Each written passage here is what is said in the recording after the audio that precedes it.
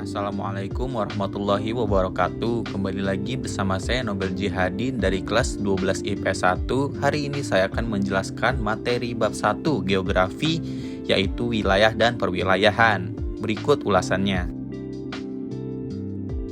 Oke, pertama saya jelaskan dulu apa itu wilayah.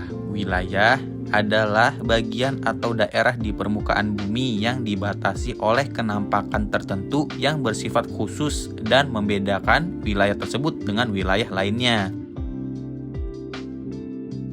Nah, wilayah ini dapat dibedakan menjadi wilayah fungsional dan wilayah formal.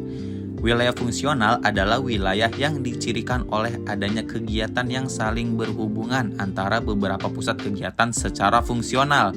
Misalnya nih, Jakarta, Bogor, Depok, Tangerang, dan Bekasi atau Jabodetabek yang secara fisik memiliki kondisi yang berbeda, heterogen. Namun secara fungsional saling berhubungan dalam memenuhi kebutuhan hidup penduduk setiap wilayah. Nah, yang kedua, wilayah formal. Wilayah formal adalah suatu wilayah yang dicirikan berdasarkan keseragaman atau homogenitas tertentu. Oleh karena itu, wilayah formal sering disebut pula wilayah seragam atau uniform region. Nah, misalnya wilayah pegunungan kapur, wilayah beriklim dingin, dan wilayah vegetasi mangrove. Nah, selanjutnya apa itu perwilayahan? Perwilayahan atau regionalisasi adalah suatu proses penggolongan wilayah berdasarkan kriteria tertentu.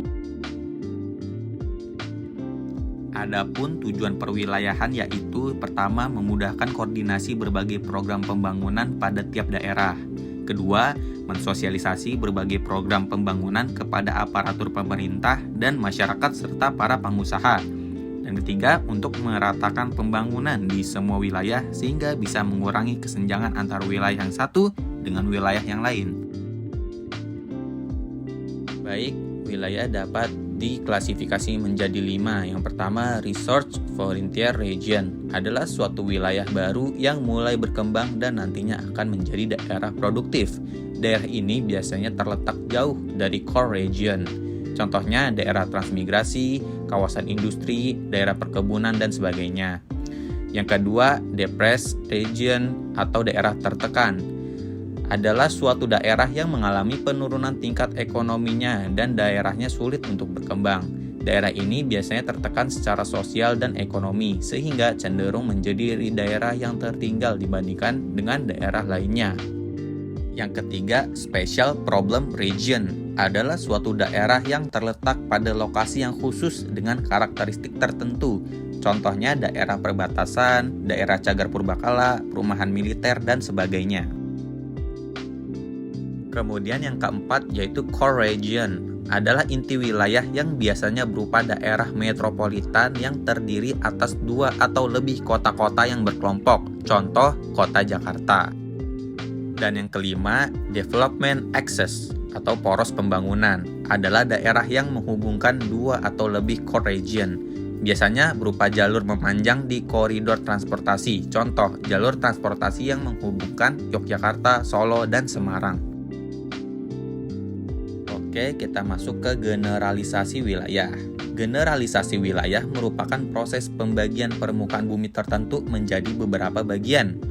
Generalisasi dilakukan dengan menyamakan beberapa unsur sehingga menyebabkan hilangnya beberapa faktor yang dianggap kurang penting atau kurang sesuai dengan tujuan generalisasi. Contoh, Indonesia terkenal sebagai wilayah yang beriklim tropis, tetapi sebenarnya sebagian kecil wilayah Indonesia ada yang beriklim sabana dan muson tropis, sehingga lebih kering.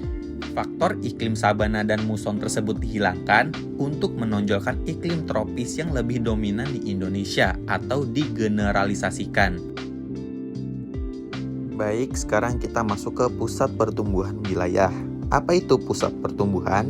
Pusat pertumbuhan adalah suatu wilayah atau kawasan yang pertumbuhan pembangunannya sangat pesat jika dibandingkan dengan wilayah lainnya, sehingga dapat dijadikan sebagai pusat pembangunan yang dapat mempengaruhi pertumbuhan dan perkembangan wilayah lain di sekitarnya. Adapun perkembangan pusat pertumbuhan di suatu wilayah ditentukan oleh faktor-faktor sebagai berikut. Pertama, kondisi fisiografi atau lokasi. Lokasinya strategis, memudahkan transportasi dan angkutan barang, sehingga pusat pertumbuhan berkembang pesat. Yang kedua yaitu fasilitas penunjang.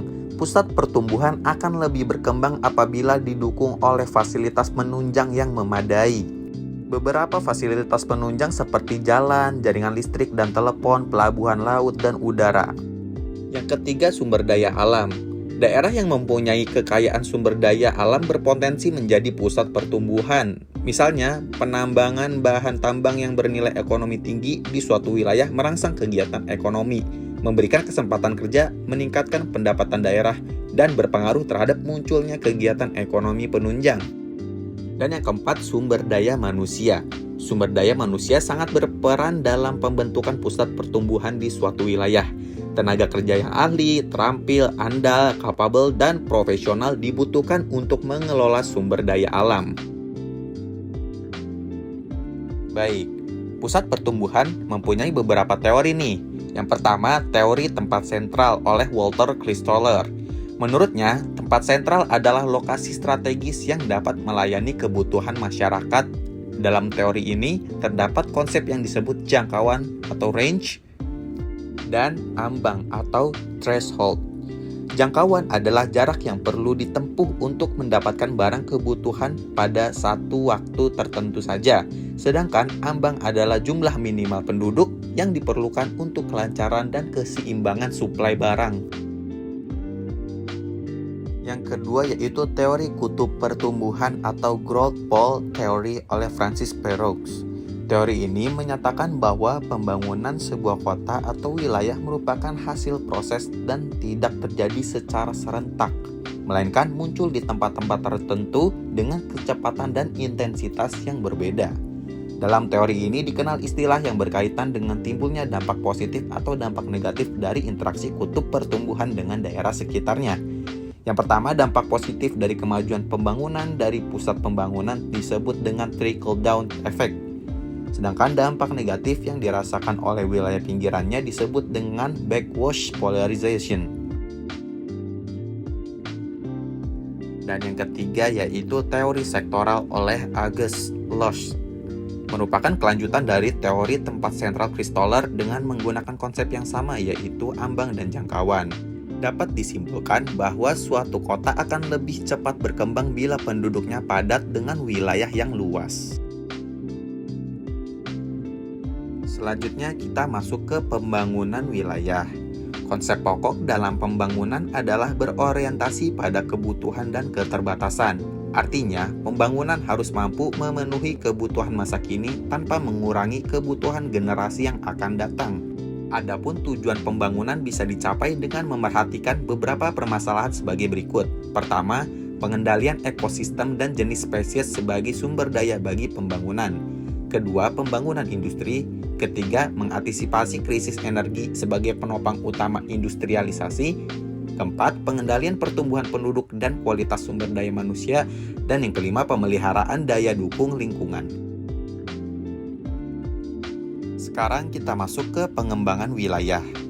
Pengembangan wilayah merupakan salah satu cara untuk mencapai keberhasilan pelaksanaan pembangunan. Salah satunya dengan pembagian wilayah pembangunan di Indonesia. Pembagian wilayah pembangunan di Indonesia ditujukan untuk pemantapan dalam perumusan dan pengarahan kegiatan pembangunan.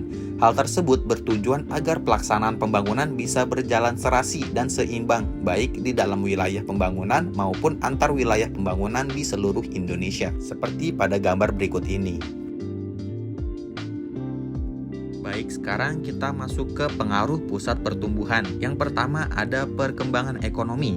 Pusat pertumbuhan yang muncul di suatu wilayah akan meningkatkan kegiatan perekonomian di wilayah itu. Sebagai contoh, munculnya pusat pertumbuhan yang berawal dari kegiatan penambangan batu bara yang merangsang tumbuhnya kegiatan-kegiatan ekonomi lain, seperti warung makan, pasar, penginapan, toko kelontong, usaha transportasi, dan tempat hiburan. Yang kedua, perubahan sosial budaya. Wilayah pusat pertumbuhan cenderung memiliki penduduk yang semakin padat. Kepadatan penduduk yang meningkat serta kemajuan komunikasi dan transportasi akan berpengaruh pada kehidupan sosial budaya penduduknya. Dan yang ketiga, pemusatan sumber daya manusia. Munculnya pusat pertumbuhan di suatu wilayah akan menarik banyak tenaga kerja.